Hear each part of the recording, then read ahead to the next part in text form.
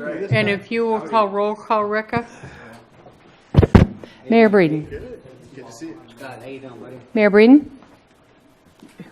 She's calling roll call. Oh, yes, call. here, Yes. yeah. No, Peggy, Here. she called Here. Peggy. Mayor Breeden. Oh, Yeah. Here. Mr. Martin. here. Mr. Heyman. Here. Mr. Mauer. Here.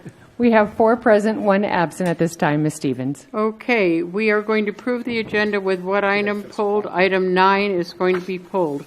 So if you will approve the agenda, motion to approve with item 9 not included. Turn your mics on, gentlemen. Is there a second? Second. Okay. I moved it. Please vote. So they got it cleared up. Yeah. We're getting used to it. We have 4 ayes, 1 absent with Ms. Stevens. Motion carries. Okay, we are Item 9.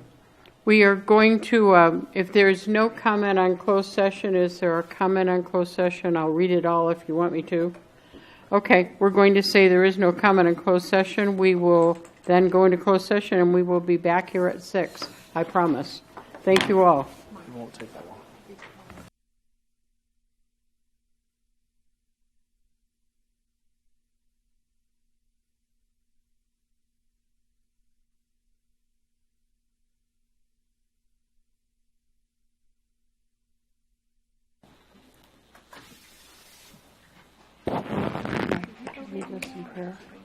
No, that's one. Okay.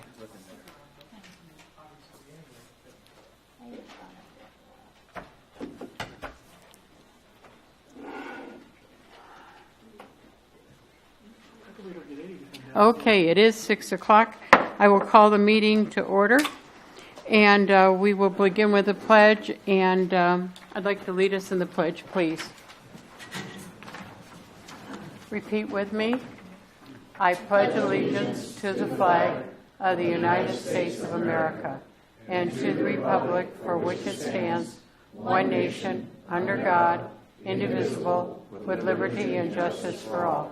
And please remain standing. Our Father in heaven, we are grateful for the opportunity to have a meeting together today. We're thankful for the blessings that provides us and for this fine city that we live in and for those that serve us. And we pray that that will watch over us this evening, that we will be cordial to each other, that we will be able to accomplish the things we need to accomplish during this meeting. We pray for these things in the name of our Lord and Savior, Jesus Christ. Amen. Amen. Please be seated. We are coming out of closed session and asking for the attorney's report. One thing I would like to say, those of you who weren't here, we did approve the agenda with item 9. So if you're here for item 9 without item 9, we are not going to discuss it tonight. So the attorney's report, please. Sure. City Council met in closed session to discuss an item identified as undisclosed litigation. The City Council received a report from the City Attorney on that matter.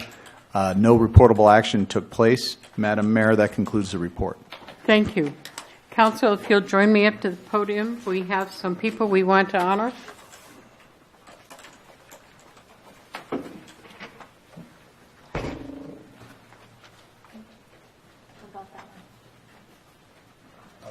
Yeah, that's part of Mr. Heyman's also.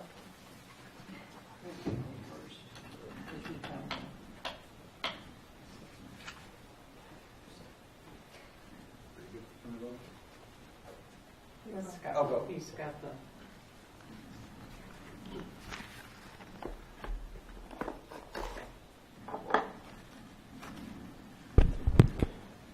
Mic on? We're good? Okay. All right, so we're going to be recognizing Jeffrey Donnelly tonight. This is a... I'm sorry? Is it 2? Okay. Jeffrey? So, Jeffrey's been recognized for his service and recognition for his employment for the city. The service recognition awards presented by the Ridgecrest City Council to employees who have reached milestones in increments of 5 or more years of employment during the first quarter, January to March 2019 with the city of Ridgecrest. Jeffrey has put in 20 years. This is greatly appreciated. We have an award here for you. This is the award itself, and then. Thank you very much. Thank you. And now, do we have Robert Barksdale? Here's Laurel. Yeah, come on up and take a picture so you can get the whole. Do we have a Robert Barksdale too? We don't want Okay. to just get the side of his head. Mr. Martin. She wants to get a picture. Hey, you're just in camera.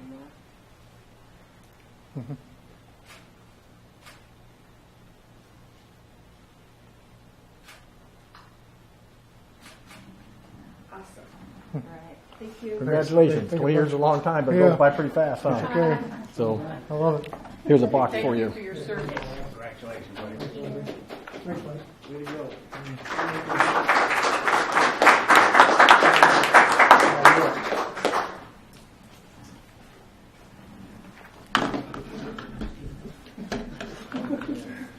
All right, next is a recognition of service.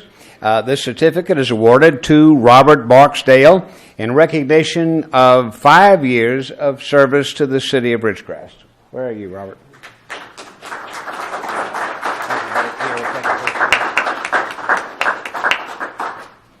Thank you very much. Thank you very much. Thank you. There you go. Thank you.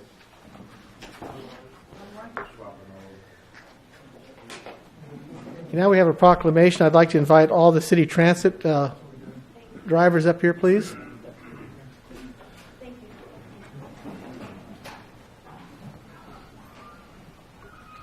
Some truly unsung heroes.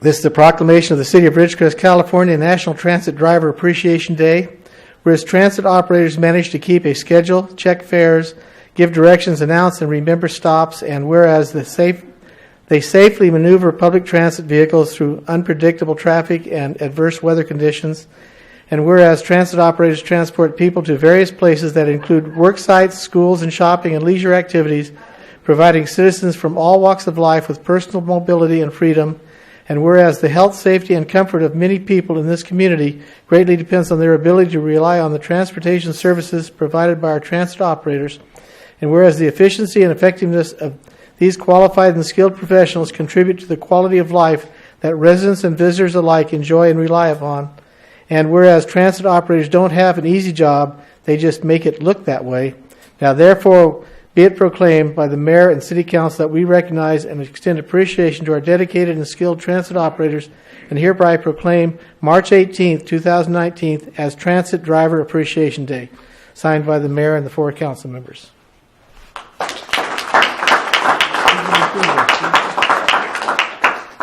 you.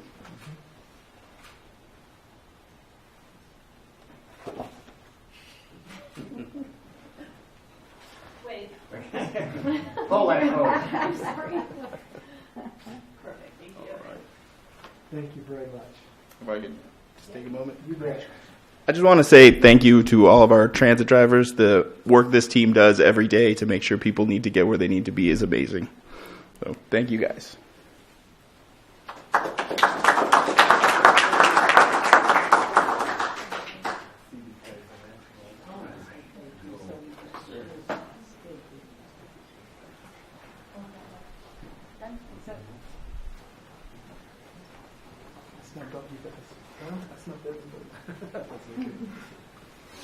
You're coming back up anyway.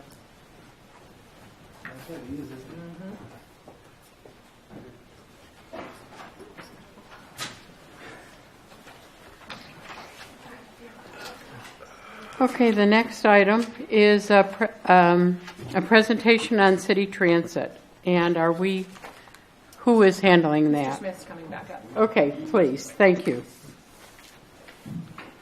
Is that the clicker over there? Yes. Okay.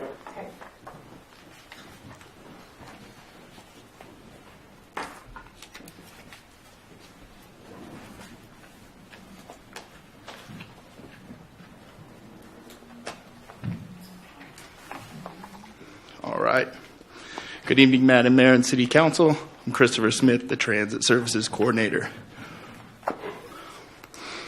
So I'm going to give you an overview of the transit options we have in the city currently. It's kind of broken down into 4 segments. So this is a picture of our team. Excuse me. Our mission statement is to provide our community with a safe, friendly, and reliable transportation experience. Can you all hear well? Do you need to get a little bit closer? Okay, I apologize. All of our buses are ADA accessible. We have hydraulic lifts to accommodate all kinds of mobility devices. All of our drivers are trained in wheelchair securement. So, in the city of Ridgecrest, we operate what is called a deviated fixed route system. What that is we have bus routes that are allowed to leave the route up to 3/4 of a mile to pick up passengers who are ADA qualified. We operate these routes from 7 a.m. to 5 p.m. Monday through Friday. The deviation trips must be scheduled the day in advance, or the business day in advance, so Friday in the case of a trip needed on a Monday. There are 3 routes that are operated from 7 to 11 a.m., and then one again at 1 p.m. to 5 p.m. These are L1 Coyote, L2 Roadrunner, and L3 Rattlesnake. And then we have the Midday Express route. It's operated in the 11 a.m. and 12 p.m. hours and provides service along China Lake Boulevard into Saracosa Community College. It actually runs the entire length of China Lake Boulevard down to College Heights and then travels up to the college and comes back. The bus fares for the city service are $2.50 for a general fare, $1.25 for a senior, disabled, or youth fare, and then $2 for one of those deviation trips we mentioned earlier. And then there's also bus passes available at the cost of $45 for a general or deviation monthly pass, or $35 for a senior, disabled, or youth pass. This is a picture of each of those 4 routes we just discussed. I have route schedules here available on the table if anybody wants to schedule. It has more information but includes those maps themselves. We also offer service to Inyokern and the Buttermilk Acres area 3 times per day. We leave the Civic Center right out in front of Kerr-McGee at 6:45, 10:45, and 3:15. Passengers who board a bus in Inyokern or Buttermilk are taken to a destination of their choice. Someone can get on the bus at Buttermilk Acres and say, I need to go to Walmart, and we will take them directly to Walmart. There are a certain bus stop that they have to get off of once they get into Ridgecrest. And at that time, they can also request a trip to return to their origin. So if somebody rides the bus from Buttermilk Acres to Walmart at the 6:45 bus, they can say, okay, at 10:45, when you go back out to Buttermilk Acres, please pick us up at Walmart, and we'll pick them up at Walmart, take them back to Buttermilk Acres, or also with the 3:15 route. And then daily, we connect with Eastern Sierra Transit, which comes out of Bishop. We meet them in Inyokern about 11:20 at the Inyokern Transfer Hub, located at 1401 3rd Street behind the Old Tourist Steakhouse. That bus travels to the Metrolink station in Lancaster. So there is a Monday through Friday daily trip that can get people to the Metrolink station in Lancaster and take them to the LA area. We reconnect with them in the afternoon at about 3:40 p.m., again at the Inyokern Transfer Hub. And in that time, the bus is going from Lancaster to Bishop. So that provides people who are out of town an option to return to Ridgecrest, or if there's somebody who needs to get to the Bishop area. We do also see passengers who come into this area from Bishop for medical appointments. They'll ride that first bus down. They'll catch a ride with us into town. We'll take them to their doctor's appointment. They'll set up one of those return trips I mentioned earlier, and then they'll ride the bus back up to their origin for the day. Are you taking questions during, or would you rather wait till we at the end? I'll take questions whenever you got them. Okay, well, I have one. Okay. If we go to Inyokern and there is nobody going to anywhere else, do we still make the trip because there may be somebody at the other end? So we make the trip for each of the route. We always go out on the route to Inyokern. It's rare that we don't pick anybody up. Is that the question you're asking? Well, if we go to Lancaster or anywhere else, do we make the trip? Are you asking if you schedule the trip? Yes.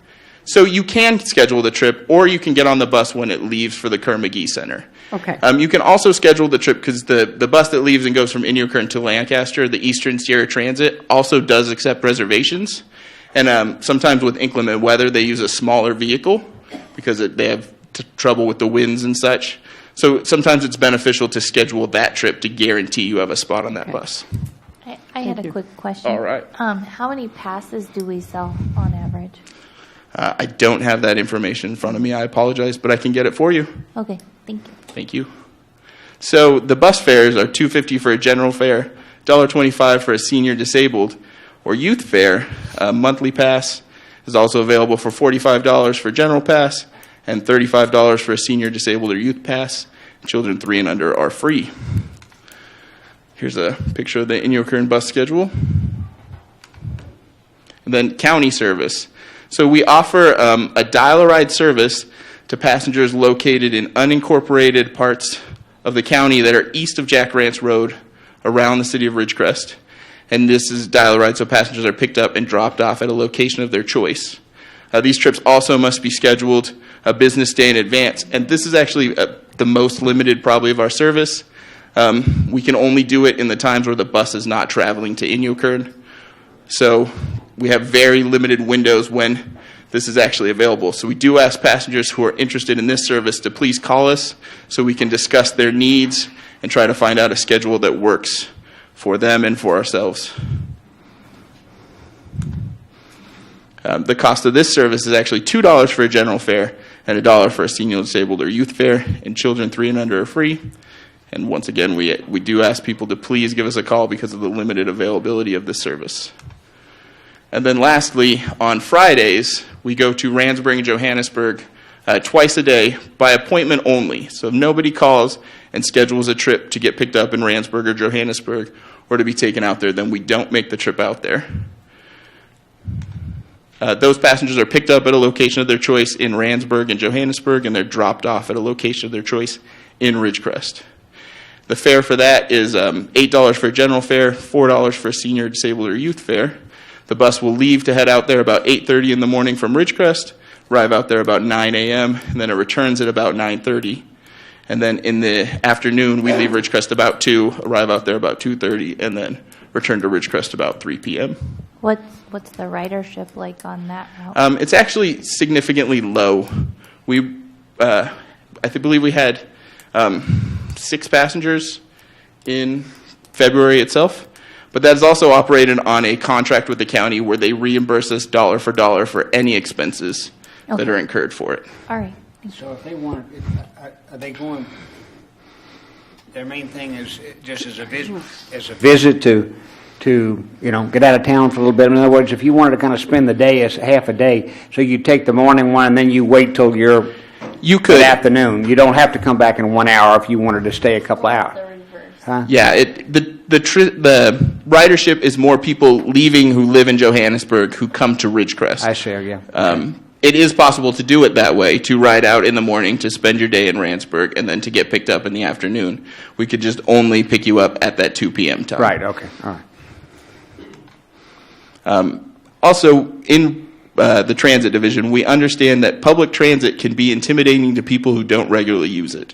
We often get questions, can I bring my dog on the bus? Can I how many shopping bags can I bring? How do I pay?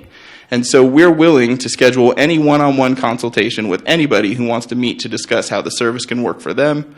We can take them and meet them at a bus stop to show them how to board the bus, how to pay their fare. We can demonstrate or discuss or assist with any aspect of the local transit system. We just need people to give us a call, and we'll be more than happy to assist with that. And so I have some statistics here. In fiscal year 2017-2018, we provided a total of 12,151 passenger trips. We provided 9,707 of those passenger trips on the city service, including 739 deviation trips. We had 1,974 passenger trips on the Inyokern service. We had 405 passenger trips on the county service and 65 passenger trips on the Randsburg-Johannesburg service. Can you do a quick, I know you said the Randsburg, the county reimbursed us for. Any of these others, the Inyokern? Yes, the Inyokern and county Okay. service are all on a contract operated with Kern Transit through the county that we get reimbursed dollar for dollar, all costs Great. related Thank to you. them. It's actually kind of why the county service is limited, so we have to contain it to that one bus so that all the costs can be tracked accurately. And if you'd like to schedule a consultation, make a trip, or request more information, please call our dispatch office at 760-499-5040, and then my contact information is also available up there. Are there any questions? I'd like to get a copy of this. I guess we can from, The presentation? yeah, I have one right here. okay. Is there any Thank you. questions from council? Is there any questions from the public? Okay. Then, oh, sorry. Hi there, Scott Miller, address is on file.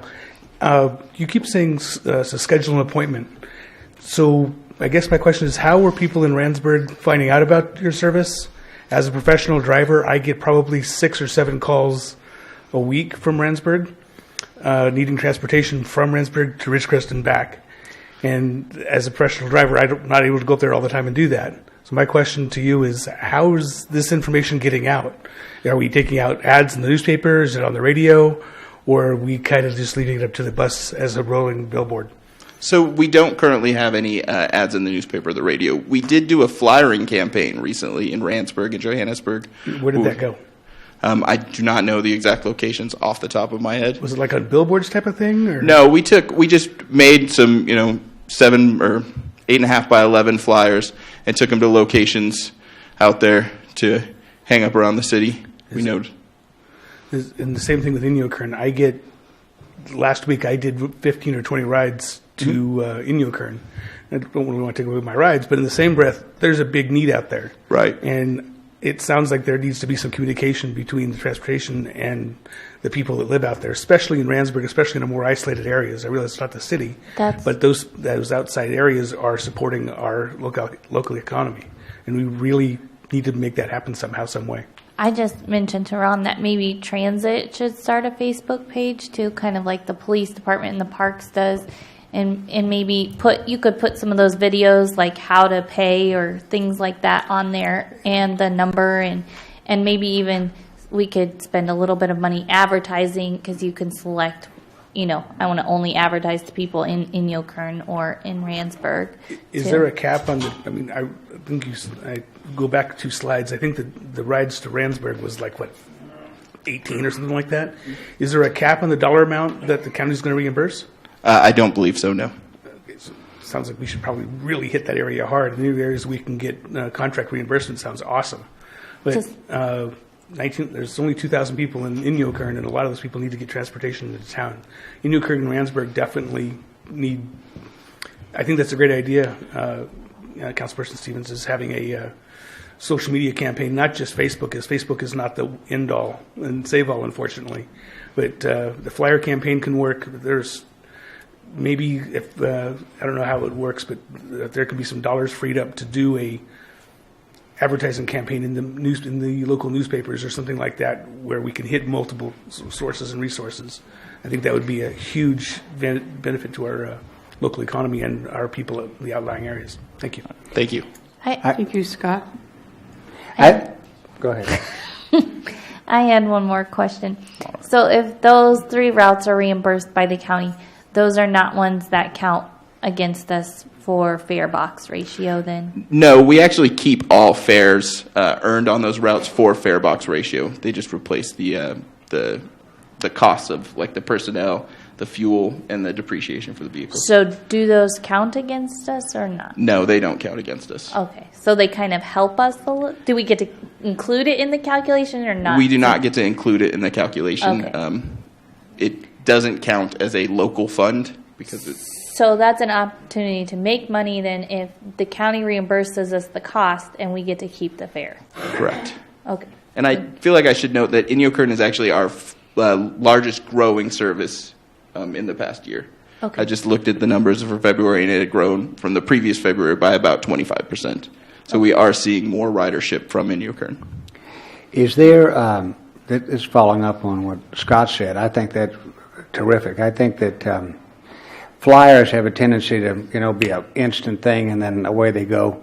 The Facebook thing is a good thing, except that a lot of the people you may be serving are not internet savvy and follow all of that, And so I'm wondering why we couldn't have at the pickup points, why couldn't we have a weatherproof box on a stand of some sort? You've got to go there every day anyway, so we're not sending somebody else out. They're there anyway to hop off the bus. How often does this schedule change? The bus schedule doesn't change very often. We did make a change when we opened the Inyokern Transfer Hub in October, but we haven't changed the schedule itself within the last 3 years. Well, I might recommend that the staff take a look at the services for a very nice industrial, in a heavy weight. They can't be that much. I mean, how many pickup stations do we have? We're looking at.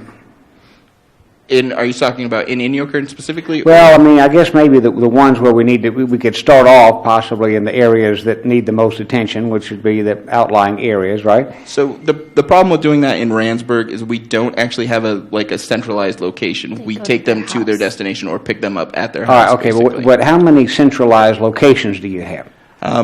If I go back a couple, I have 9 stops in Inyokern and the Buttermilk Acres area, excluding the stop at the Kerr-McGee Center. Okay, so you've got 9 that's pretty much standard. Correct. That's where you go. And the schedule only changes once a year, or thereabouts. Wouldn't it not make sense to have a thing posted and an all-weather thing, and every year you slide a new poster or schedule in, and then anybody who's in doubt doesn't have to rely on a flyer, and they don't have to have a high-tech smartphone or anything. They could just stop and say, hey, Sally, go check out, or Joey, go check out what's on the box. I know in real estate we had, if you were interested in a house, people put up a box and you want to go, you go get the flyer on the box all day, all night, whatever. It works terrifically well. It might be an idea, a cost-effective solution for increasing ridership and public service. So maybe the staff might be able to follow up with that. Okay. Thank you very much. I'm guessing you did a presentation at the Inyokern Senior Center. No, I did a presentation at I was involved in the presentation at the Senior Center here to let them know about transit options to help get them to Inyokern Senior Center. Okay. So it might be good to do one at the Inyokern Senior Center. And then the other thing I thought of was the Randsburg days is maybe, I think that's, when is that, Rika? September. Maybe we could have a table there too as an informational thing, because the whole town of Randsburg and Johannesburg probably come out for that, and then some. I think if you go to the general store and to the museum and you put up your flyers and your maps there, you've pretty much hit the entire town. Yeah. You've covered it, but those 2 entities they do the most talking and communicating up there. So if you educate them, you would have educated the entire community basically. So if you just need to go talk to those 2 entities. All right. Thank you. But yeah, thank you so much for doing this. thank you. And it's great to see. We have We have one more public comment. Thank you. And you're absolutely right. The general store is a good place to post it. Also, another place that you might consider putting up flyers is at the fire stations, because they deal with the elderly and the disabled quite a bit. And I like the idea of an all-weather station for benches for some of the people that are infirmed. It makes a lot of sense to do that. So thank you for a good job. But I know that there's been several times I have friends that are in Johannesburg and Randsburg, and they can't cope with getting on a bus, and even with help, they can't do that. So it is a service that is really needed. And thank you for your endeavors. Thank you, Sam. Thank you. Just a follow-up thought. Scott Miller just got called out to go to Inyokern to do a drive. So while we're talking about that. Okay. No other comments? Oh, I just want to say thanks for doing this, and nicely done. Well, thank you. Thank you. My vote. Okay, good job. Well, I All just right. had one quick comment, but it is a great service because I see the buses out there and personally see have disabled patients that get brought into the office, and it's nice to see that they wouldn't have no other way to get to their doctor visits and some of these things that are pretty important to them. So kudos to you. It is a great service. So. Thank you. Oh, I have one more. Are any of you the ones who painted the bus shelter? Because one of the drivers painted the bus shelter, and I wanted to say thank you very much. Thank you for doing Justin's that, over sir. there. Okay, thank you. Okay, the next item is a CAFR. So this is one of our presentations that we do every year, the fiscal year 2017 Comprehensive Annual Financial Report of the City of Ridgecrest.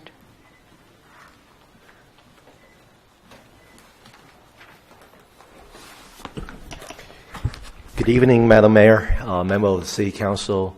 My name is Ken Poon. I'm the managing partner of the firm, the Poon Group, and then also the engagement partner on the audit of the City of Ridgecrest, fiscal year end June 30, 2018 financial statement. So what I'm going through today, instead of walking you through almost like a 200-page report, we summarize into a PowerPoint presentation as usual, and giving you as this is serve as a forum to for the council to ask me any questions regarding the current year's financials. So we are engaged to perform the work for the City of Ridgecrest basic financial statement. This is the comprehensive annual financial report that we issued back in December. So hopefully between December and now you have enough time to look at it. Couple things as required by the auditing standard. I'm required to communicate to you regarding audit responsibility. So first off is management responsibility. You have full responsible for these financial statements by presenting these financial statements in accordance with generally accepted accounting principle in the United States of America. Since the city is a state local government, so the governmental accounting standard board is the standard setting bodies for state local government, which is very different than on the private sector, which is dictated by the FASB, the Financial Accounting Standard Board. There are a couple very different accounting treatment on certain things, so it's really tailor-made for state local government.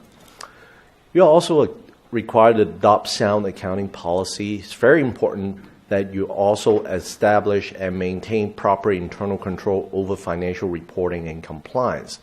Provide evidence to the supporting the amount and the disclosure in these financial statements. And last but not least, you also have required to have programs to prevent and detect fraud. Our responsibility as the auditors is to perform the audit in conformity with auditing standard. We are following two standards. One is the AICPA generally accepted auditing standard, and second part is the government auditing standard, which is a much more rigid standard that we need to follow. We also need to communicate with those charged with governance, which we determine the City Council will be determined as those charged with governance. We are also here to assess audit risk of internal control over financial reporting and compliance, determine the fairness presentation of these financial statements, and last but not least is to render our audit opinions. Let's take a look at the financial statement. The city actually go above and beyond on the minimum requirement as GASB, the requirements. So this is a full comprehensive report that include the introductory sections, that include a transmittal letter that's drafted out, like written by your city managers and your finance director, talking about the city and the demographic information about the city of Ridgecrest. Also, kudos to the city. The city also did get the Certificate of Achievement for Excellence in Financial Reporting from GFOA for its 2017 CAFR. Also included the some of the organization information and the principal officials directory in here. Our focus is really focusing in the financial sections, which include our first report, Independent Auditor's Report, the management discussion and analysis, which is a required supplementary information, which is required under the GASB statement number 34, which implemented about like 15 years ago. This statement, even though it's unaudited information, but actually did give you a lot of great information, provides you some financial highlight compare between current year and prior year, and then also talking about some capital asset and debt administration from the city's perspective. Our focus on the audit is really in the basic financial statement, which include the government-wide financial statement. The government-wide financial statement is a consolidated financial statement of all funds that the city operated and presented by between the governmental activities and the business type activities. The fund financial statement is the fund structure that the cities use on a day-to-day basis, and also the cities adopt the budget is based on the fund financial statement. The notes to the basic financial statement is accompanied to the financial statement, which give you a little bit more detail on the GAAP basis on what's the detail behind those numbers. The required supplementary information also include in the right after the note disclosure is include the budget comparison schedule, especially for the general fund. You also have the very, very important information about the pension and OPEB, other post-employment benefit liabilities. Those schedule are required under the new GASB standard, and those are recorded in the required supplementary information. And then the rest of the information that does not require as the major fund presentation, it all goes in the supplementary information. Last sections is the statistical sections, which is also an unaudited, but also give you a clear trend analysis of a couple things. One is your financial trend. You can actually go back to 10 years and take a look at how's the city on the financial position, how's the city stand on your financial position. Couple of the things like revenue capacity. You also know about your debt capacity, some demographic and economic information, and last but not least is your operating information. Those are very, very useful information for you to make decision on. So let's take a look at the numbers. The first set of numbers is what I call the consolidated financial statement, which is included in your government-wide financial statement. At the end of June 30, 2018, the city ended with a total net position of close to $93 million, of which $72 million is what I call the net investment in capital asset.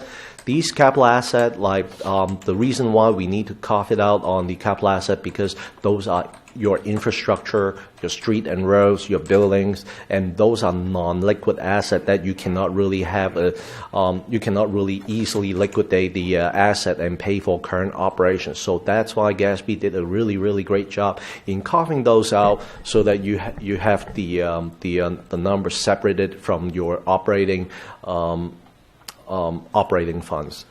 You also have the restricted net position of $6.4 million. Those are monies that are either restricted by third party or enabling legislation. And remaining about $14.5 million as unrestricted net position. As you can tell, the governmental activities, you do have about close to $15 million unrestricted deficit.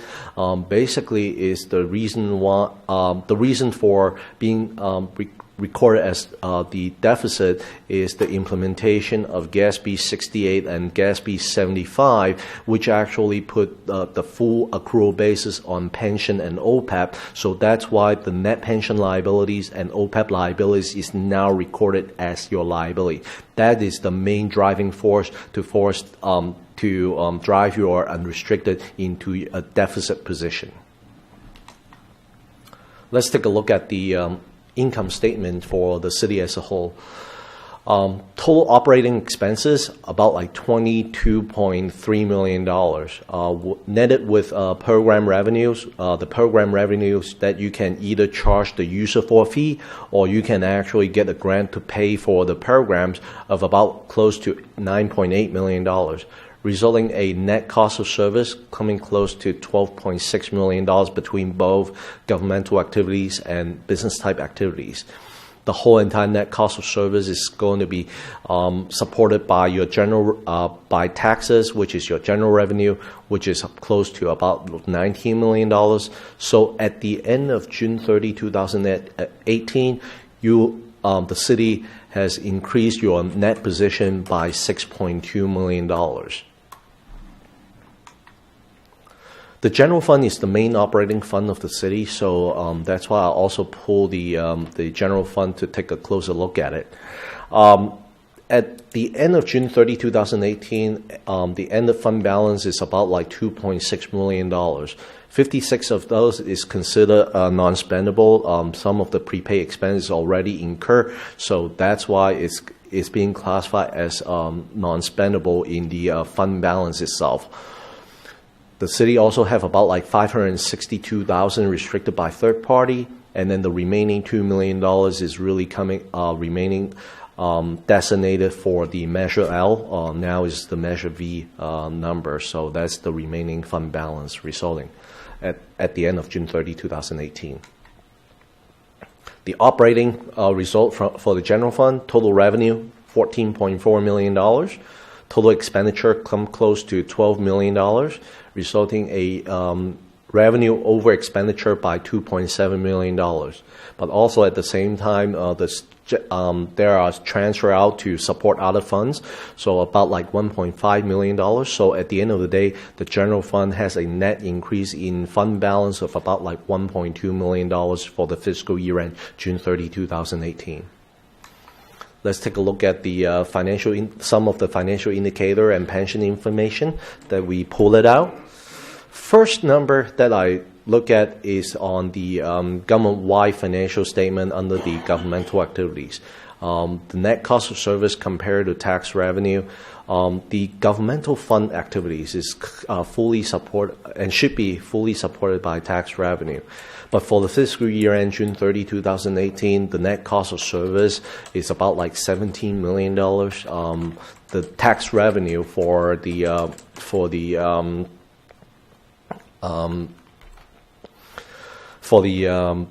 governmental activities is about like close to $13 million. So as a result, all the program at the cost, which is every dollar that you generate on taxes, your cost is about like $1.31.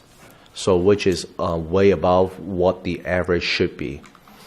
The other thing when we look at is the rainy days fund, which is included in your general fund. Ideally, we would at least see 2 months of expenditure being set aside for the operations. But at the end of June 30, 2018, because majority of your fund balance is reserved for the under the Measure L, so that's why there's really no unassigned fund balance for the annual expenditure. So at the end of the day, you do not have any rainy days fund reserve under the at the end of June 30, 2018. Can you go back? Are you taking questions, or do Yes, you want I to can take wait till the end? anytime. Can Yeah. you go back one slide and explain a little bit further what that was? We are expending $1.31 for every dollar that we Correct. receive. Is that what you're saying? That's exactly what And you I'm have saying. identified where that $1.31 is for every dollar we receive. Can you talk about that deficit? Well, one of the major consideration is without the transfer from the fiduciary fund of $4.5 million coming from the successor agency, because the successor agency actually did put in about like $4.5 million to pay off the administrative expenses that is allocated to the general fund. Also, some debt service payment in the governmental fund. So that's why without looking at the 4.5 adding to your tax revenue, you're really operating at what I call a structural deficit. So that means your major function that is the major service that is provided by the city of Ridgecrest at a cost which is about like $17 million, because those are all netted out from the, you can charge the user for a fee, or you can actually charge the grant for it. So that's why at the end of the day, your net cost of service become like $17 million. So even including the $4.5 million, you can actually make it really, really close to breaking even, instead of calling it a structural deficit. Okay. Thank you. You're welcome. I have is this common or uncommon for cities in California? How many, or of It your is clients? pretty uncommon, because the ratio that I normally see in this ratio is around like 95%. That is the ideal ratio. But every year is very different, because some years you may get a big grant coming in and paying for the program itself. But normally when you get up to 130%, that is a really, really high range. Because I can tell back then when City of Stockton and City of San Bernardino, when they filed bankruptcy, their ratio was about like 125% and 128% during that year.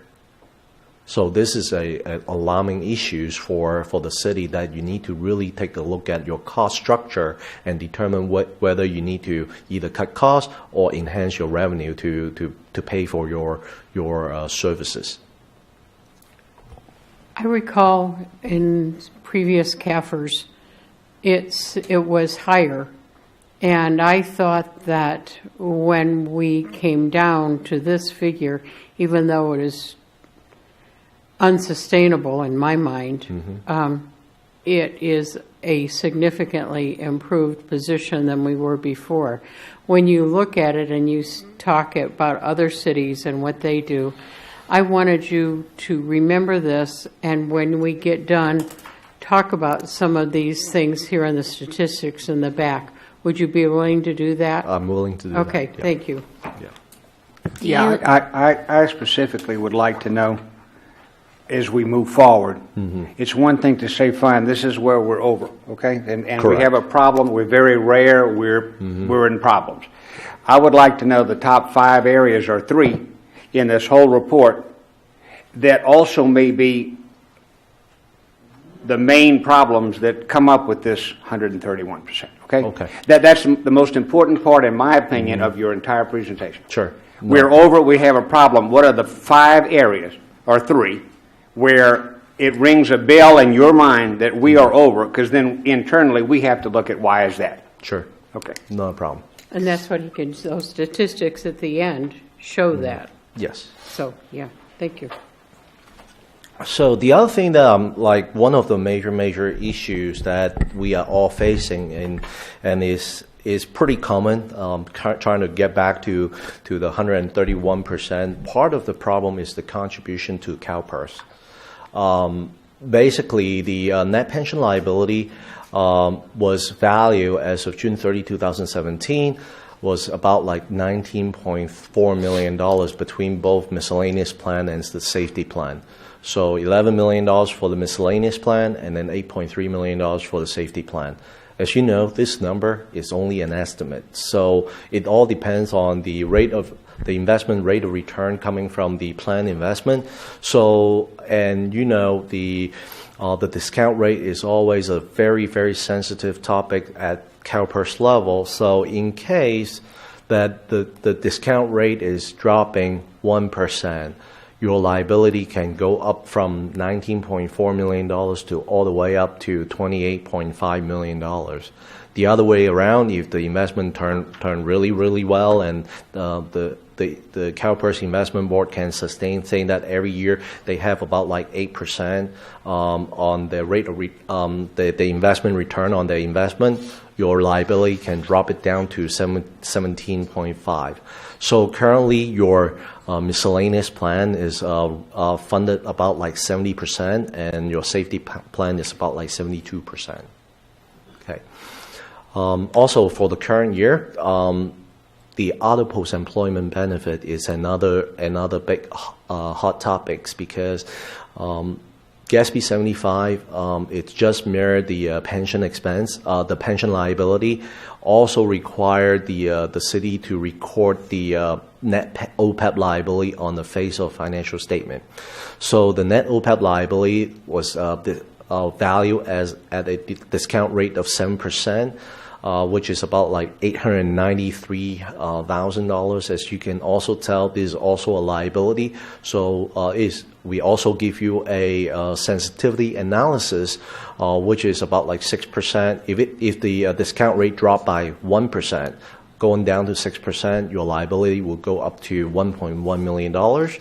And the other way around, if your investment go pretty well and you have a long-term expected rate of return of 8%, your liability would drop it to $709,000.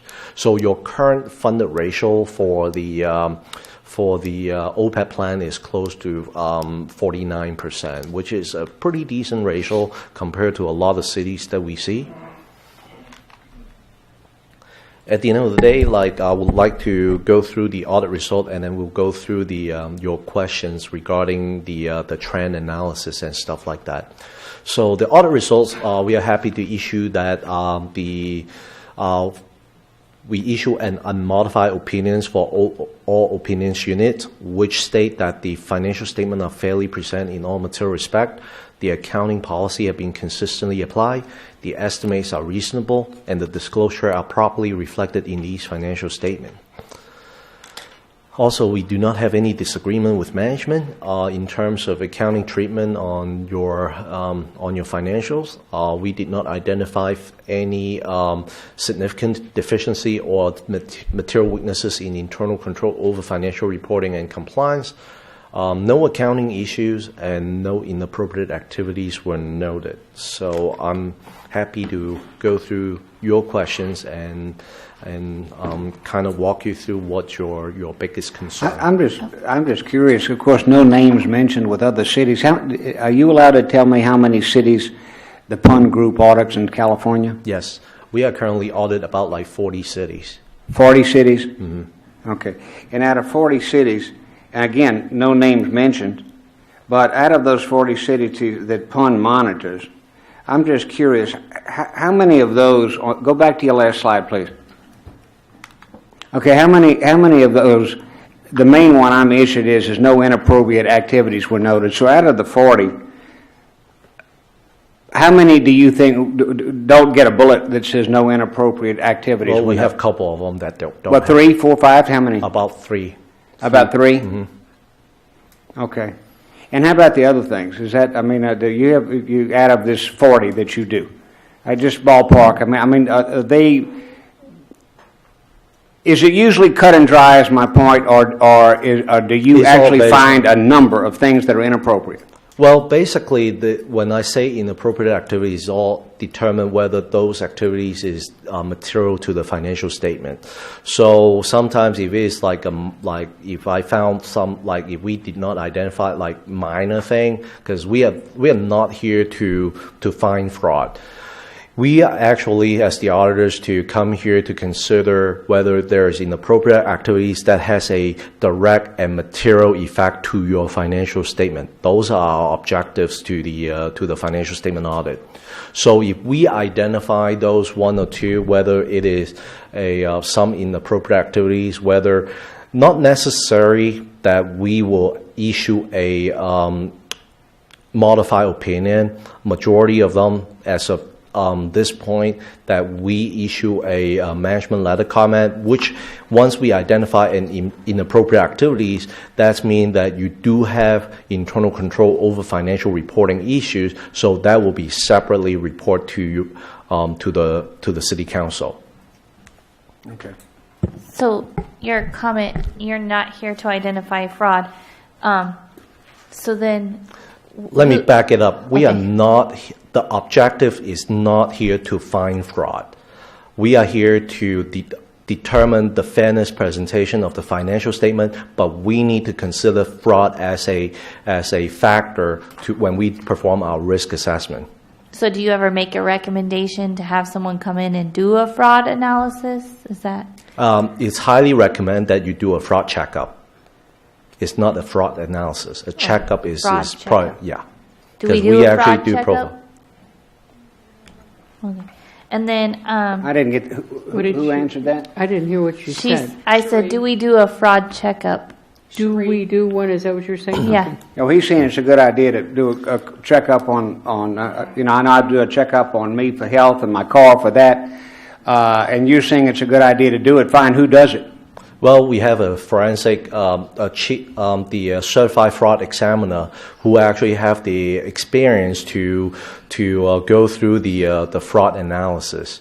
Who? Like what a fraud checkup. How often do you recommend a fraud checkup? Well, it depends on the situation, because I highly recommend you do, like, because the fraud checkup is pretty new, that is being introduced by the ACFE, which is the Association of Certified Fraud Examiners, and they just issue a full, a 21 questions, but actually from that 21 question, we can drill it down to almost like a couple hundred questions that we need to go through. It depends on the detail and what kind of how detailed do you want to go through that checkup, because we actually break it down by the first phase, which is the tone at the top, and then the organization structure, and then we can drill it all down to the business cycle. How much does that cost on average for a city with a budget our size?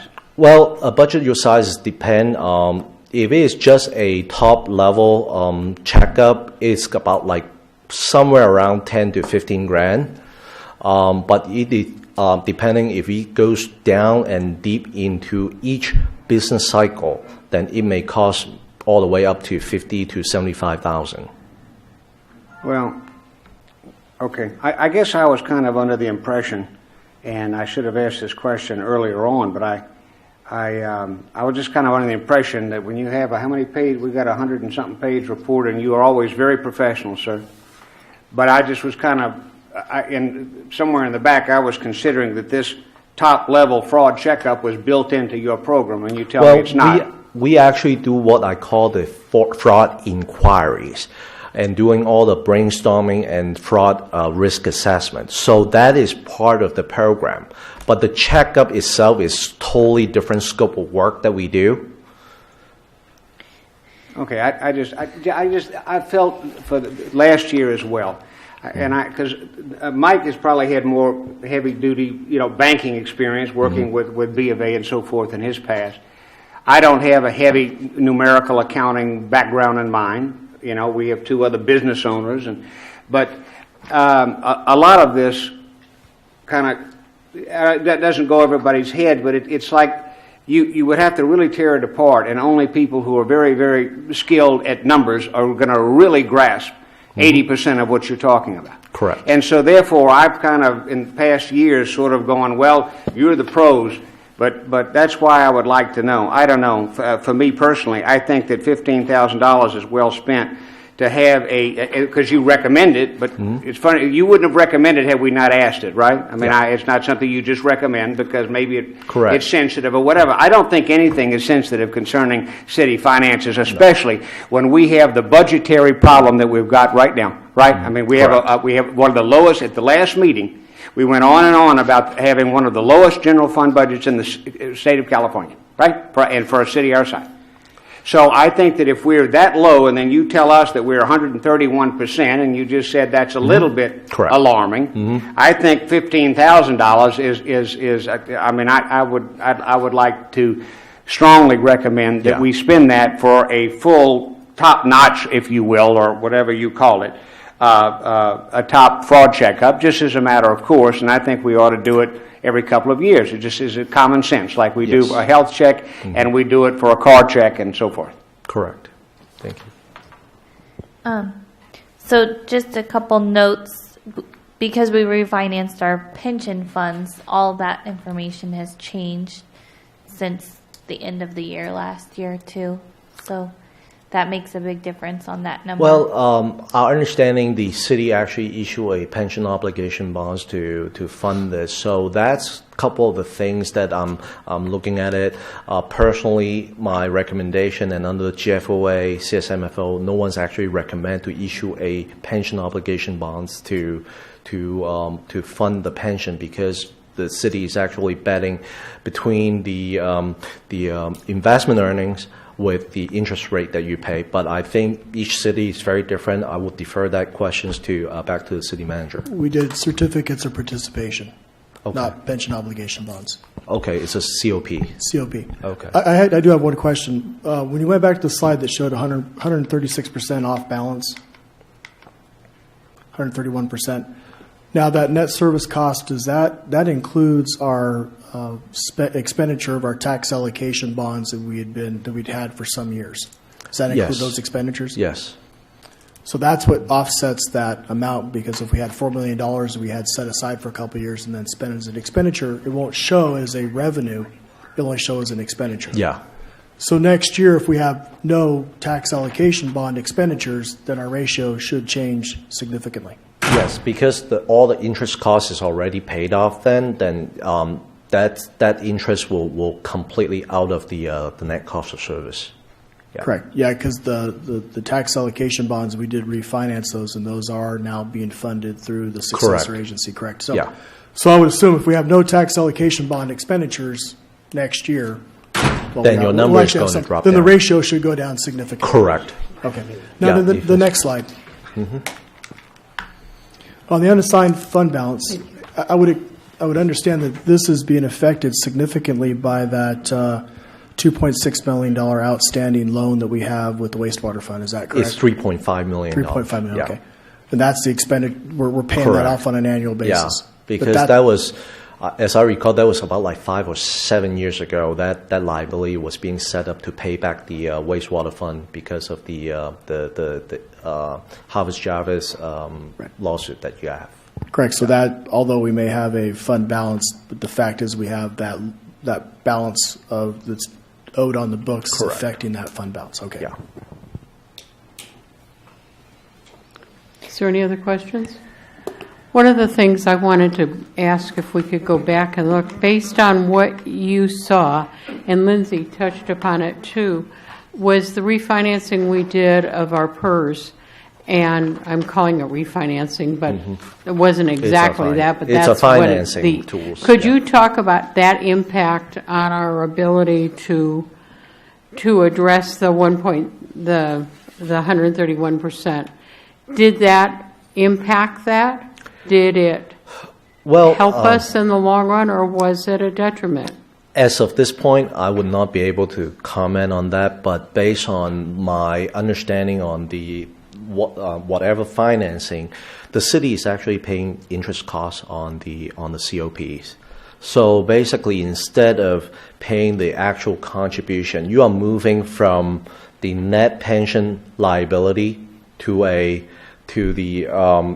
another line item, which is also a bond liability. But at the end of the day, there's the unfunded pension liability. It's a rolling liability. So basically, CalPERS is constantly evaluating the liability for the city itself, and then allocate the cost back to the city. So that's why it is helpful, because you are actually paying them $19 million.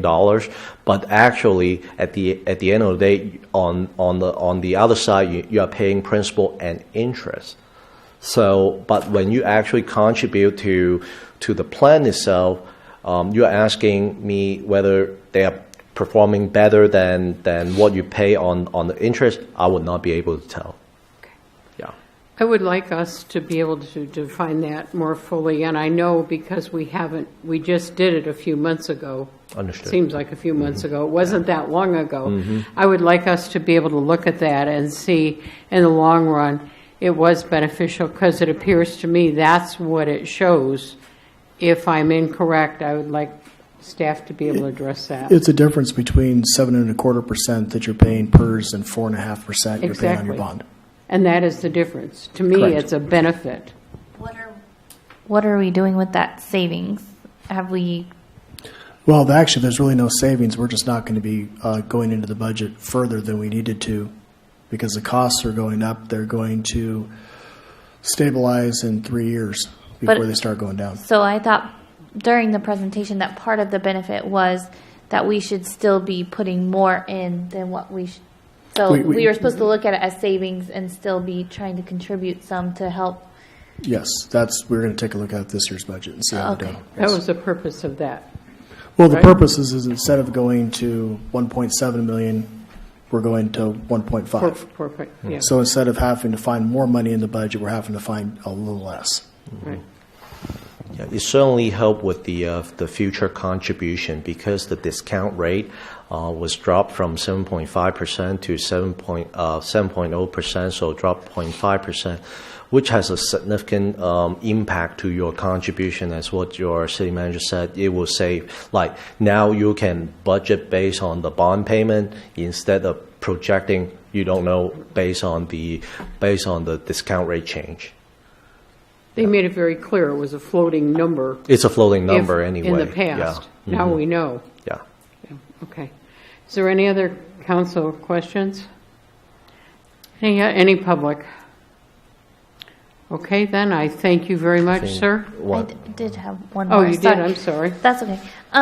So, sorry, just for clarification on the fraud check. So you gave us two different options, like the high-level one, which was 15, and then the really down in the ditches one for 50.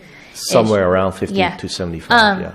Do you ever do the 15? And you said this is. It is pretty new program, yeah, so not like. Would you generally do the 15 first, and then if any flags were raised, then you'd look at doing the. Yes, okay. It depending on there's some decision point that should be made by the city management and its council.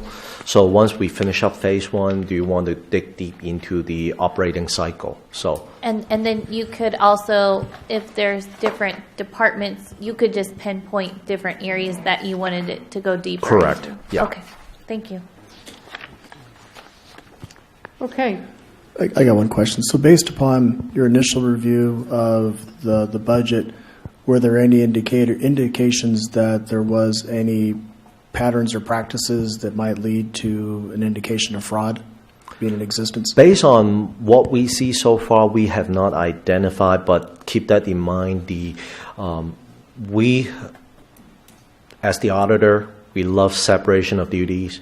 We like the monitoring process. We really focusing on what I call the coastal internal control integrated framework, and especially one of your councilmen is a banker, so you understand the internal control a lot better than a lot of people. We actually, every single time when we evaluate your coming in and look at your internal control, we basically focus on 5 elements. 1, control environment, which is the tone at the top, the policy and procedures.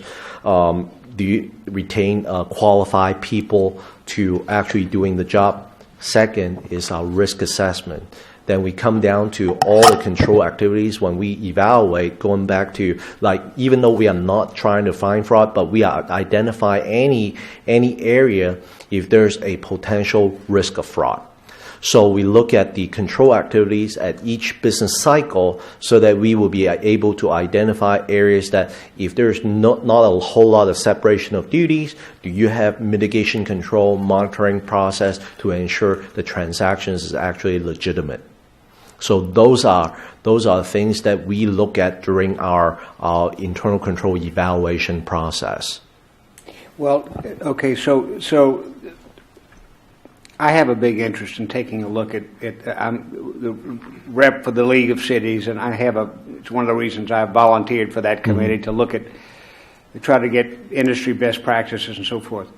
So I'm really interested. So if you were to do some kind of an investigation, just as a matter of course, do you have like a statewide database that's confidential? Again, I go back. Of course, your company can. It's not important to what exact other cities by name or whatever.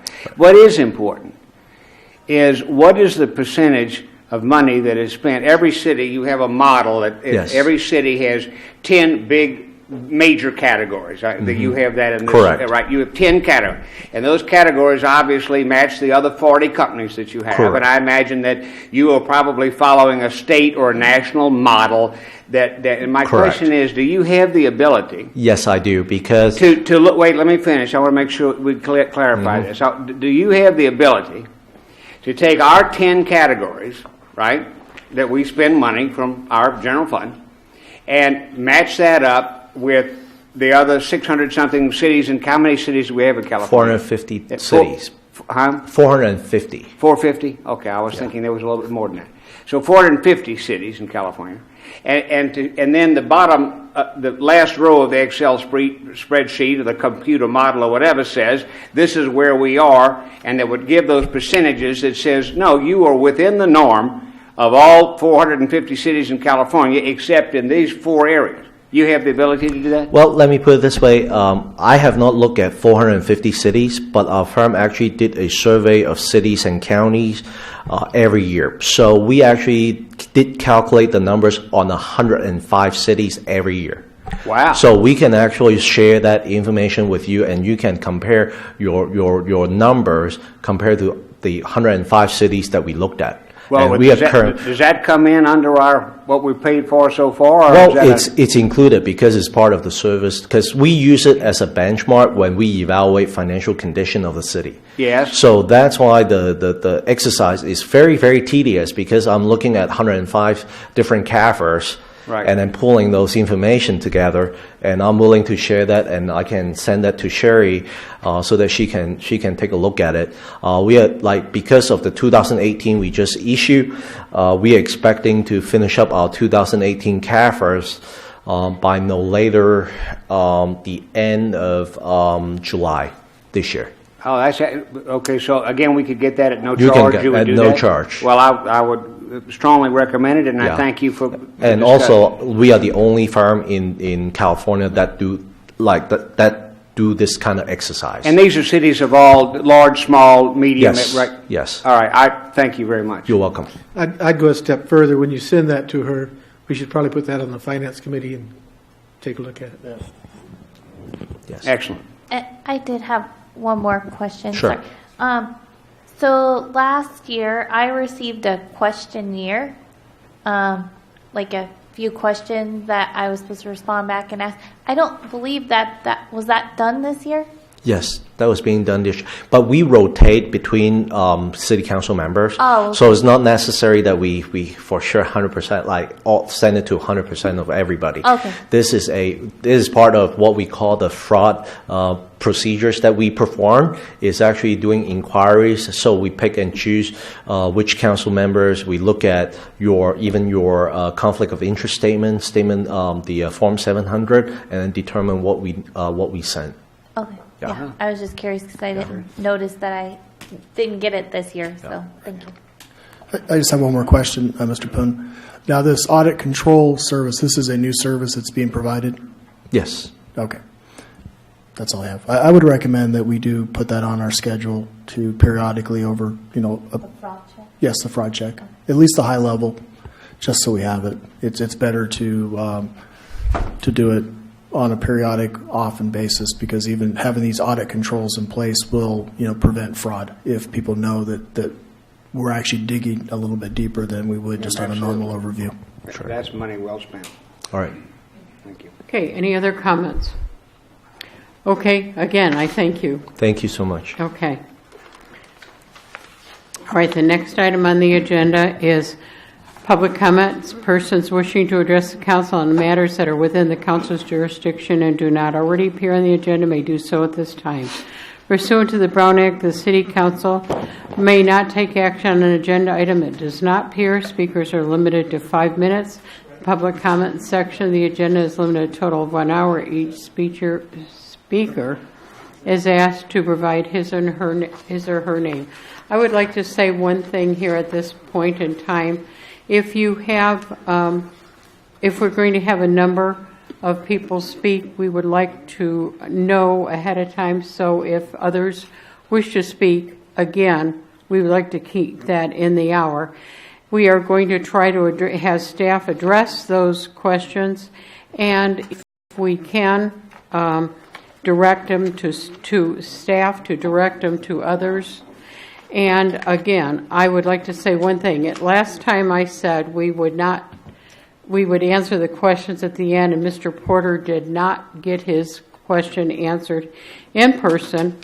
I did send him what I think is his number, a text offering my apologies because he didn't get to hear it and others did at the time.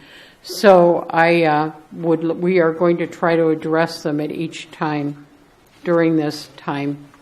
So anybody wishing to make public comment, please come, and if we can answer it, we will.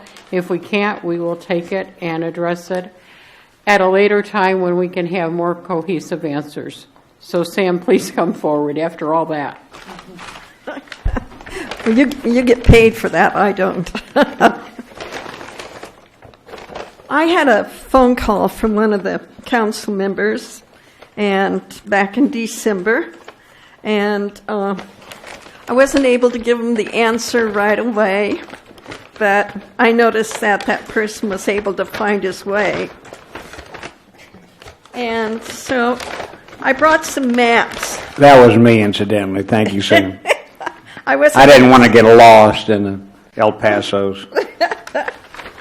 So I just wanted to give these maps. There's 5 for each one of the council members. And I'd like to pass these out to the council members so they don't get lost in the COSOs. And I appreciate the work that you guys do. Thank you. We thank you for your help. What are the maps for, Sam? For the area around here. Areas around. Oh, I see what you're saying. Okay, like the BLM. Trailhead. Yeah, trails. I'm going to Okay. hang on to them. I'll get them to you guys as soon as we're done here. Okay. Well, yeah, if none of you have seen the old Dutchman mine up there in the El Pasos, it's just off the beaten path, and it is, the view when you go up there is absolutely spectacular. I mean, it's, if you have out-of-town guests or whatever, I mean, it's not Grand Canyon, but by golly, it's jaw-dropping. It's beautiful where they've dug out these huge mines in the side of the mountain, and you can go in a little bit and walk through. I mean, it's amazing. If you took pictures of it and showed it to you, if you've never been there, you'd go, good heavens. And then you go, well, yeah, that's, 40 minutes up the way. So we have a lot of amazing natural wonders here if you get out and go see them. So we were up there getting ready to go find it. I couldn't find it, and I called Sam, and I said, Sam, who knows this, so we don't want to get lost up here. And anyway, so thank you, Sam. I appreciate that. We found them again. Everything, there's no billboard that says hang left for the magnificent view of the old Borac. We don't have that. So you have to kind of know your way around and know which road to turn. But anyway, we have a lot of natural wonders that's quite amazing. Thank you. Okay, Mr. Neal. Yes. Good evening. So since you're willing to take and possibly answer questions, I had a question, and that is with respect to the parks tax assessment here. I believe it was stated that this tax assessment would be a benefit to the properties, as I recall. Is that an accurate statement? Are you Yes. asking us, was that said? Is that what you're saying? It's either is it said or is that an accurate assumption? That's an accurate answer. Okay. All right. In light of that, caused me to kind of think about what does that mean?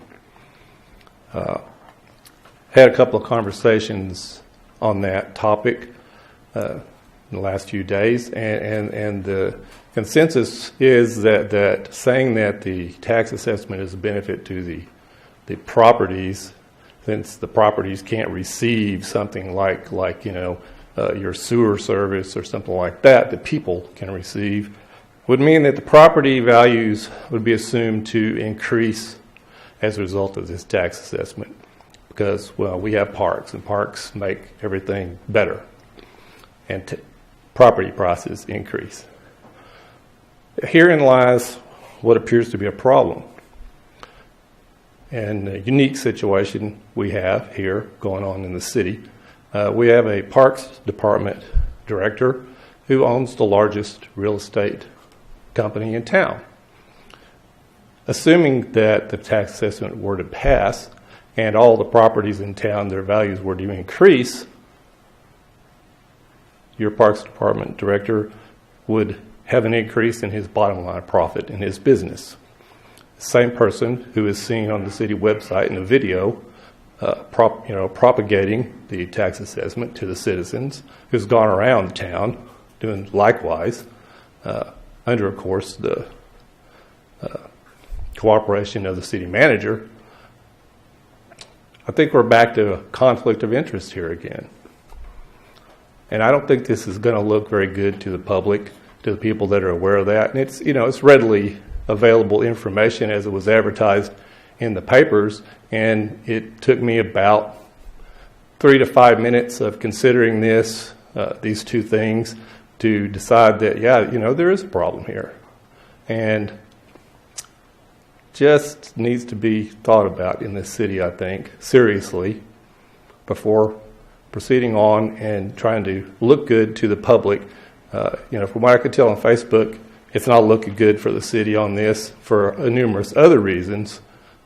When something like that occurs to people's minds, which I'm not the one who's initiated it, but I was asked about it and then thought about it and decided, that's a valid line of reasoning.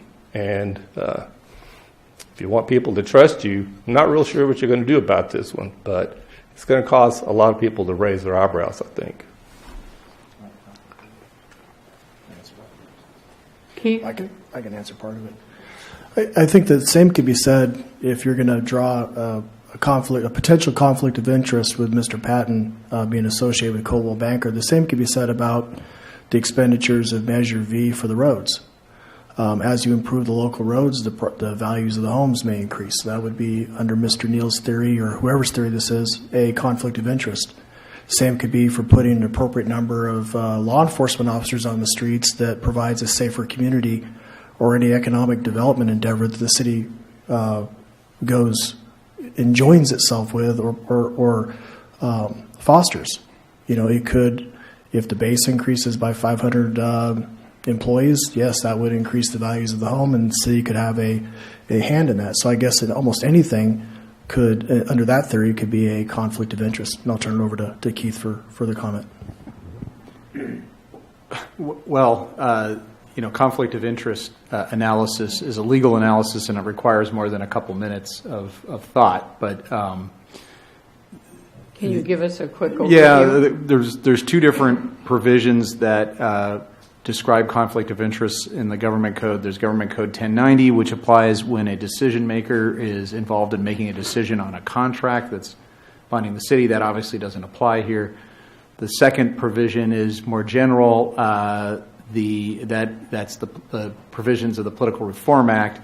Again, though, those apply to acts made by decision makers who are deciding on a particular action. This is an initiative that's being decided by the voters, so it's maybe an opposite just from that. But the other thing that jumps out at me, and so I'm not sure we've got a decision maker involved. I don't know that there's a decision in front of the city council, but putting aside those issues, there is a general blanket exception for conflict of interest in the Political Reform Act, which is the public generally exception, which I think is what the city manager was getting at, which is if a decision affects the financial interest of the official in the same manner that it affects the public generally and to the same extent, then it's not considered a conflict of interest. And obviously that comes up with all kinds of decisions, as the city manager was making every day, where you guys are making decisions, you're citizens of the city, you're affected by those decisions. Some of those decisions could affect your financial interest generally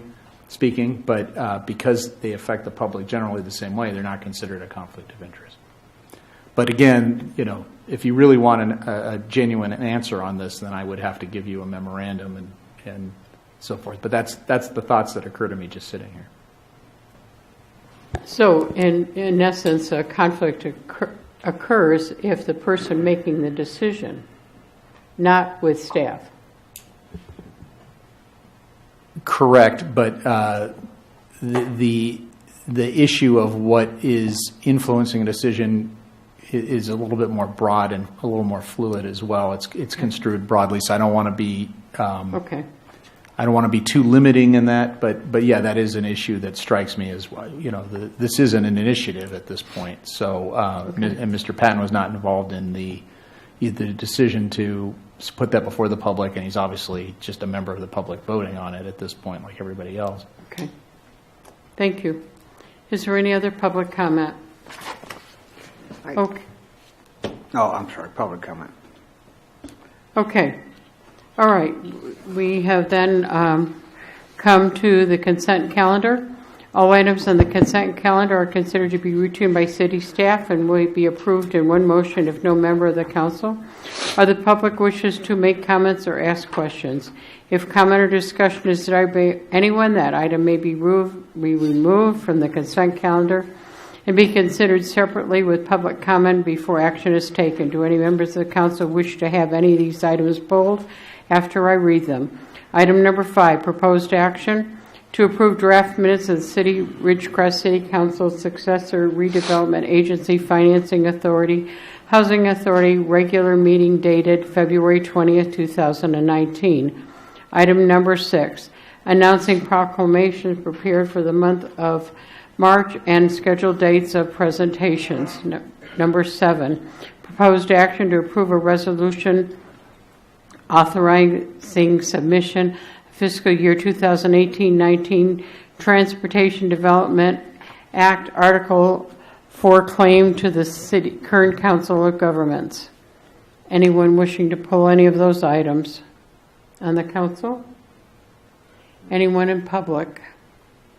All right, a motion to approve. I move approval. Second. Please vote.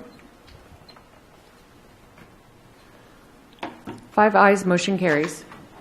Okay. Next item is public hearing. Sorry, I just want to, we skipped council announcements. And Pardon me? We skipped council announcements. I did. My apologies. That's okay. And I Okay. just wanted to announce that the Parks and Recreation Department will be having their movie nights start back up again this month on March 23rd at 8 p.m.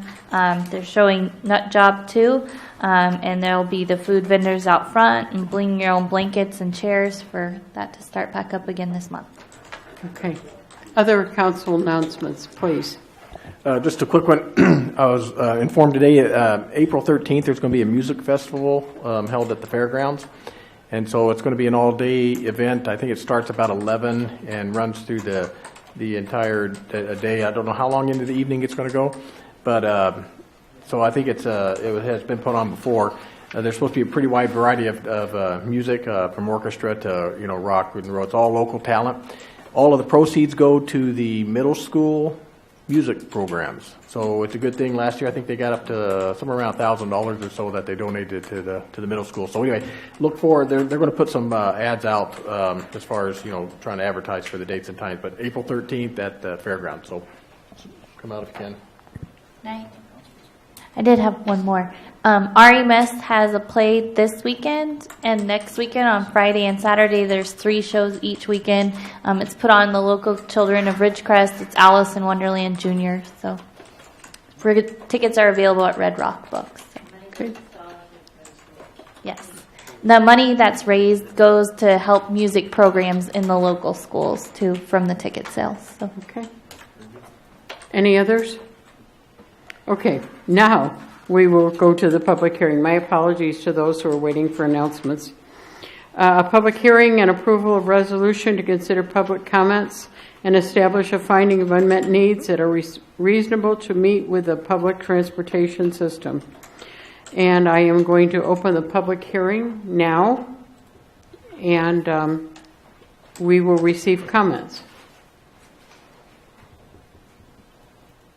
I received none in the mail. I don't know if there's anybody here to make comments, but I received none in the mail. Okay, is there anyone who would like to address these items and make public comments? Okay. Then I will close the public hearing. And Where are we going with this right now, then? We do have a resolution we need to approve, so we need a I motion. have the I don't have the resolution here, though. I'm trying to pull it up right now. Just move the staff recommendation. Yeah. Do I need to read it or not? What is it you would like us Okay. to do? I move approval of the resolution. Oh, got it. What's the resolution, Mike? Yes. Resolution of Ridgecrest City Council establishing a finding for unmet transit minutes that are reasonable to meet with the public transportation system. I move approval of this. Second. Please vote. 5 ayes, motion carries. Okay. Public hearing is closed, and we have it all done. Okay, discussion items and action items. We had the agenda. We pulled item number 9. So we were going to propose action to approve a resolution authoring the transfer of funds from general fund to Measure L&V to reimburse $60,000 used for transit fare box ratio shortage in fiscal year 2016 and 17. And Councilwoman Stevens, this is your item, please. Yes, this was brought up at the last council meeting during public comment, and I thought that we should, when we discovered that this occurred, we decided as a council to not do that in the future anymore. And so I thought to fully remedy it, we should go back and reimburse the Measure LV, the $60,000 used for the fare box ratio shortage. I do understand that that money allows us to receive grants, but I think public expectation is that the money, the actual money, would be used towards the improvement projects, not towards getting other money, so as matching funds. And we did decide to not do that from then on. So the past 2 budget years that we've been involved in, we have not practiced this anymore. So. Okay, is there any discussion from council? So what you're saying is we're saying that we did something wrong, and so we're trying to correct it? Well, what we were saying is a few years ago when we discovered it on the council, I don't know that it was pointed, during finance it was pointed out to us, and we said we would no longer do it anymore. And so we never went back and reimbursed the fund. So I think it would be best if we went ahead and reimbursed the monies, because we've said as a council that we weren't going to do it in the future. So. I think if you go into the bank and you, the mayor had brought up a point at the last meeting that if you go into the bank, you know, you didn't bring up this example, but you brought up the issue I'm going to talk about, and that is, you know, if you know, we're talking about $60,000, and what was the total benefit that we got from that? However it happened, $500,000. $500,000. So if I'm going to give you $60,000 and you're going to give me $500,000, and I had to make a decision as a, you know, and it's all legal and above board, you know, is this a good thing to do for the city? I mean, I would be tempted to do such a thing. However, in the same token, so I don't see that as a wrong thing, right? I mean, I don't know, especially with our general budget like it is. I think that's an interesting way to bring perfectly legal money into the city coffers. So I don't see it so much as anything in this particular case that's wrong. However, I think as a matter of precedence, I think it does set a bad precedent if the public, obviously, because Mr. Rowland was very upset at the last meeting and some others, and I think that, you know, it does set a bad precedent. So in the past 2 years, right, we have not done it, right? And so, and if we're not going to do it in the future, and if we have a citizen and a developer or anyone of the public who's upset about such a thing, whether it was a fabulous return to the city or not, is a matter of course and a matter of precedence and a matter of setting the record straight, if you will. I think it's a good idea to put the funds back in. So, anyway. Well, my feeling on it is if we pay out the general fund and then we find we're short in the general fund for police officers, we just pay another police officer out of Measure V. So you're kind of talking about you're playing a shell game as far as I'm concerned. Other comment? Scott, are you? Well, I think the transfer of that money, out of the Measure V, whether it was done, for a good reason or not, it's independent of, that Measure V money was meant to be spent on roads and PD or public safety. So, it was done. We're not questioning that. I think it's a good idea to put it back. I think it is a hot topic. It was brought to my attention today by a constituent. He was just talking about the new parks assessment. That kind of segued over into this, and he was talking about this. I said, I wish I had a recording of you in this conversation today. I said I would show it to, because this is the kind of stuff. He said it's a public trust thing for him because of the, if we say we're going to do this, with a tax or a parks assessment, and we're going to do this with the money, then we do that.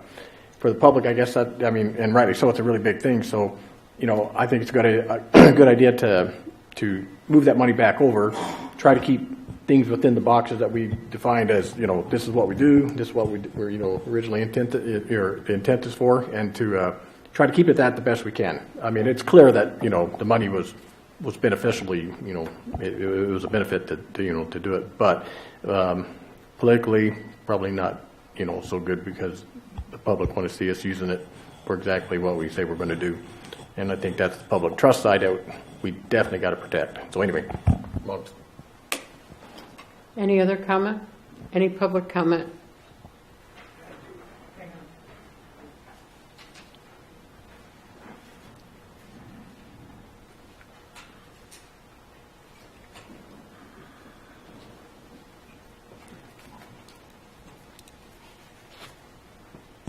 Bard, you can do it here if it's easier for you.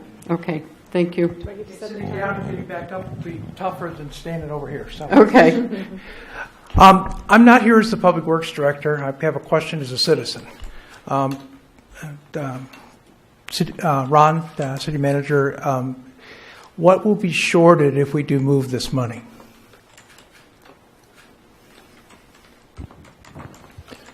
Well, effectively what we do is Measure V and unallocated general fund money reside in the same account. The difference is that the city separates that money by designating Measure V, but Measure V in reality is still general fund money. So what would in theory happen was we would designate unallocated general fund money as Measure V allocated. So it really wouldn't do much. I know that we have to talk with Ms. Freeze about how we would do this. We couldn't go back and open up FY17 because that would just create a disaster. The books are already closed. We'd have to find a way of just redesignating that money on the spreadsheet. Okay, thank you.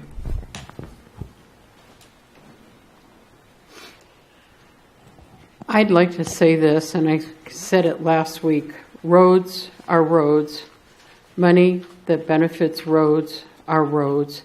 If the perception is the idea that we did, as Mike alluded to, that we did something wrong, not so.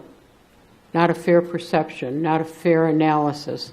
I understand the sensitivity of those people who felt like roads were not roads. Dollars for Measure V and dollars for Measure, and to get $500,000. I understand it. I'm not against it. I think it's just moving money that doesn't change anything except a perception that is not fair and not real. But if it makes someone understand the intent of the council is to do what we said we were going to do, I will do it. I will vote for it. I don't like it. I think it makes people think that, oh, I found them doing something wrong. They didn't do something wrong. Staff did not do something wrong. Council did not do something wrong. $60,000 for $500,000 to benefit roads, to me, is a good thing. I will not I will not admit to doing something wrong. I will understand the public's perception and accommodate that. So, since there is no more discussion, is there a motion? I'll move. Is there a second? Second. Please vote.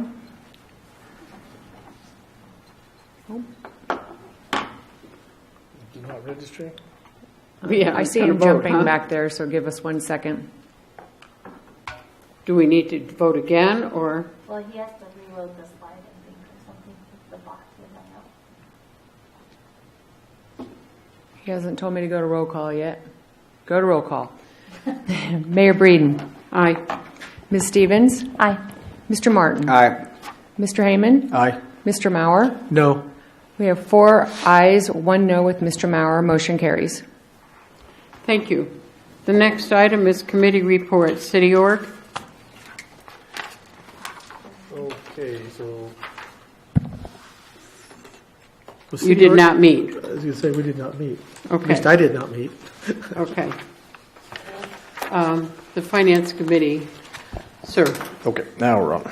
So yes, the Finance Committee met, and so the main topic on the agenda was the second quarter budget review, which we did.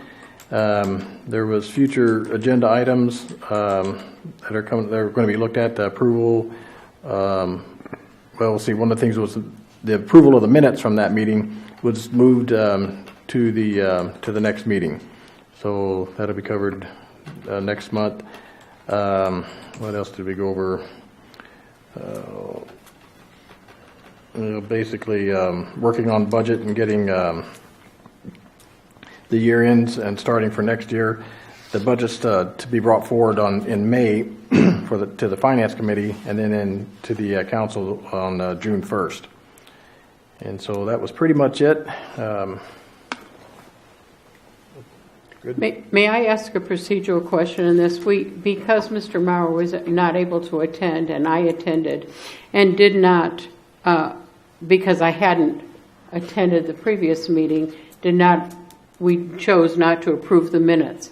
The next meeting, well, Mr. Maurer and Mr. Heyman will be there. I will not be there. Mr. Maurer, I will be at the meeting, but I can't participate at the meeting.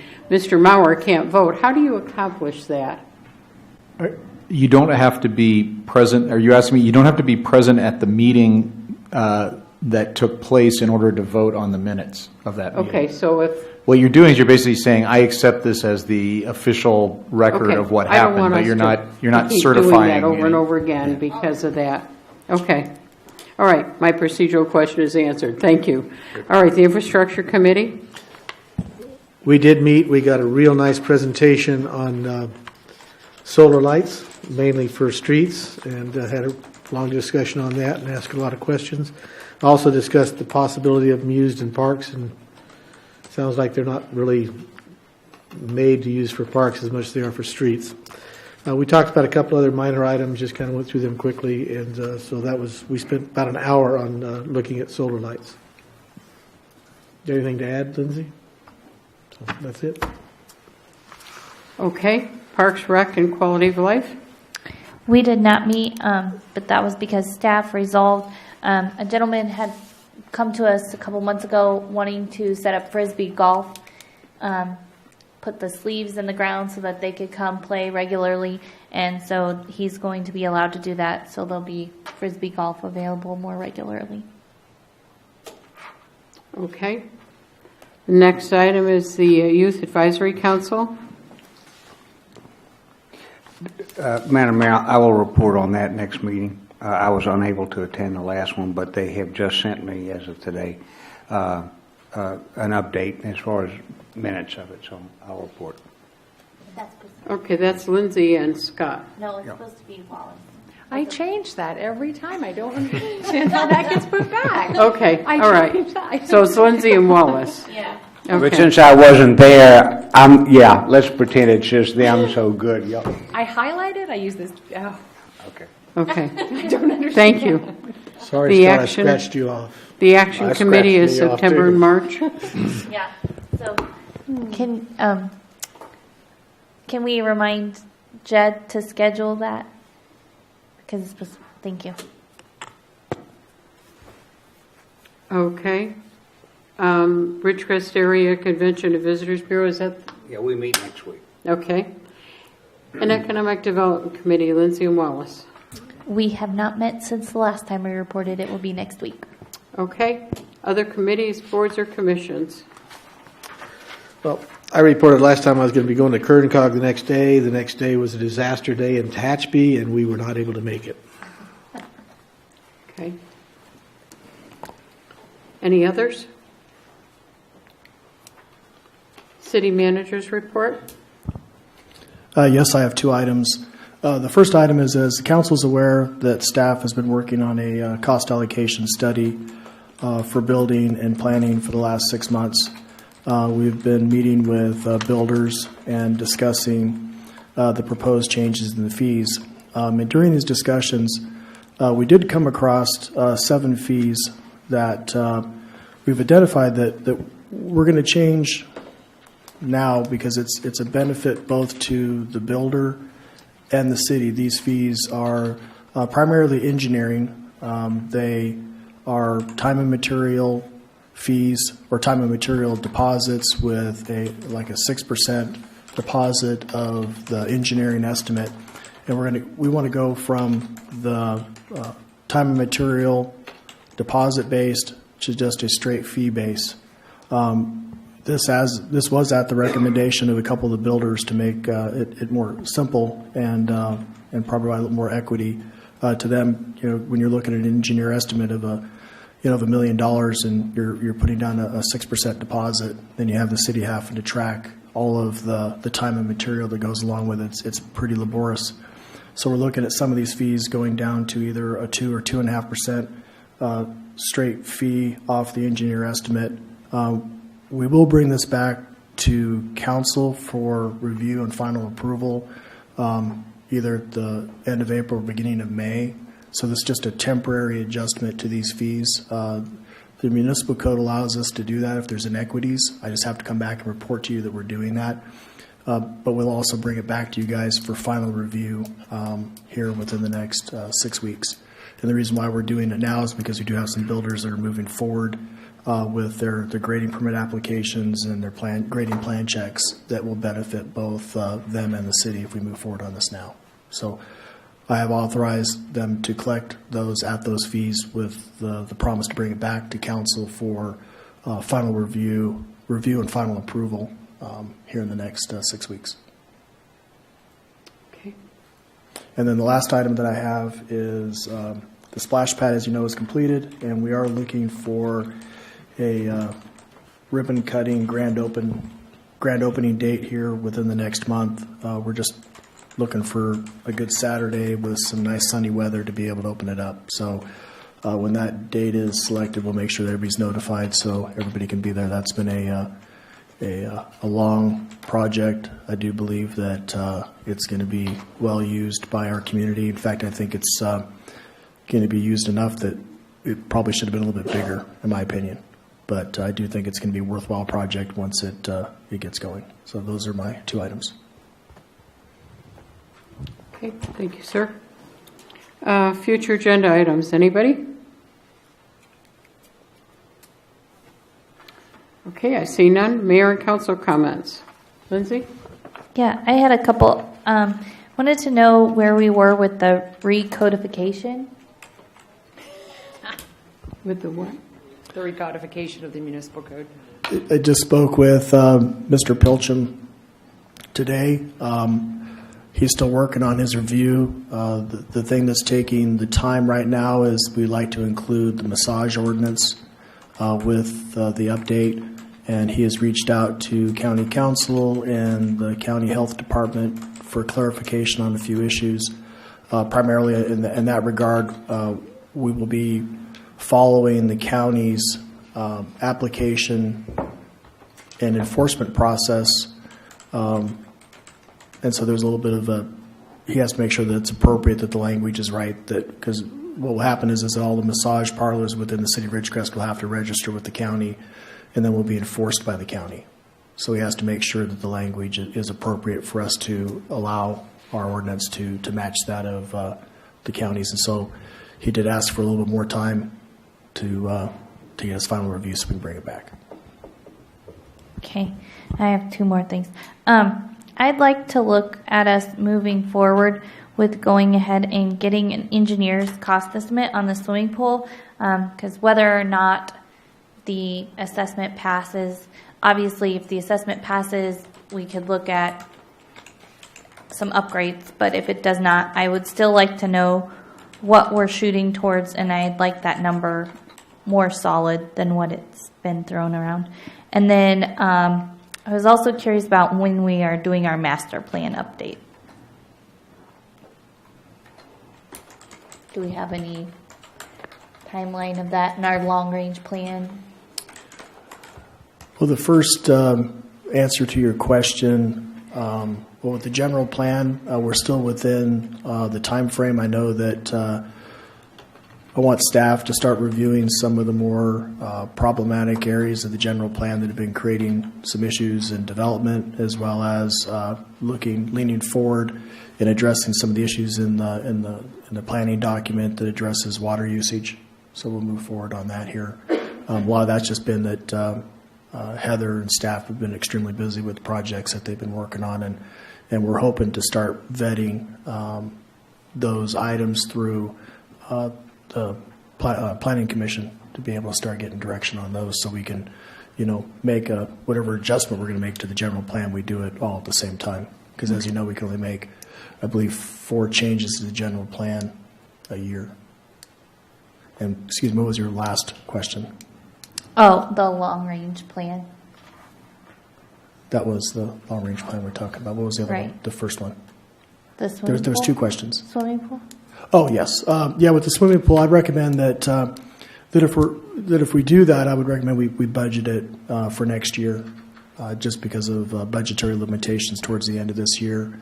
We're going to know whether or not the assessment is going to pass by April 17th, and whether it passes or fails, we can still move forward and get you those numbers. We can just budget for Okay. Okay. Sir? No, I don't have any other comment. I do think, I think that Stephen's comment is well taken. I think that as soon as we can do that, I think that it's prudent to do that, because, but I also understand that we can't spend a ton of money up front when we don't know if it's, even the whole project is going to be feasible. But as soon as we can and it's feasible to do such a thing, I do think we need to tie at least those numbers down, because that's a big one, and it's also the number one priority for everybody. So I think it's good. I don't have any other comments. Scott? No comments. Mike? None. I would like to ask staff one question, and this is part of my comment. I have seen a bazillion things on Facebook, which I don't normally do, about the assessment district. I'm wondering if you could just say one thing, how and when the votes are counted, because it was alleged that we are going to not bring them all in. We're not going to, we know what the answers are ahead of time. And can you just address how that's going to be done? Yes, that evening of the public hearing, the ballots will be opened and counted by Will Dan. I do believe they're bringing a scanner in to be able to facilitate the counting of whatever number of ballots we have. And that's why we're saying on the envelope, do not open, that we are going to open them that night. Is that correct?